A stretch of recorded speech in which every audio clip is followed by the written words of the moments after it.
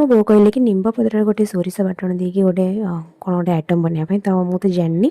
बस निम्ब कढ़े मुझे जानी गोटे हुए आंबुल और टमाटर पड़ी गोटे राई टाइप बहुत भल लगे बट पत्र मुझे जान नी तो आज देखु यहाँ बनवा केमती कौन लगुच निम्ब पत्र फास्ट अदा आउ कंचा लंका आउ किछिटा सोरिष जीरा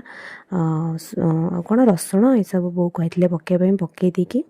को मिक्स करके सब ग्राइंडिंग कर देती ना आपण मानक भी पिता पसंद मोर तो बहुत ही पसंद तेरे सबू पनीपरिया राग मिठा पिता मु सबू ही खाए आमती किसी ना जो बारिदेवी बस हाँ दुटा जिनस अच्छी जिते से जिनस बनैबी मुझे कहीदेवी पूरी ही किसी पेस्ट करार अच्छी तो देन आम कड़े तेल और टे सुखिला लंका पकईदेवा जी जो पकई पार तो आम गोटे ही मात्र पकईलु बाटण सब फुटीगला आम ये बाटण को पकईदेवा जस्ट किसी समय माने कषिकी पानी देला परे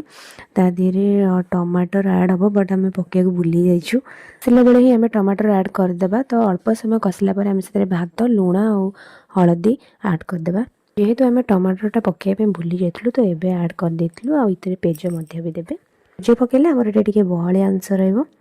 एमती ही 5-10 मिनिट पर्यंत घोटिबे आपण मैंने भी एक घरे बनाते और ट्राए करते बहुत ही बढ़िया सुंदर लगे तो रोचे जय जगन्नाथ।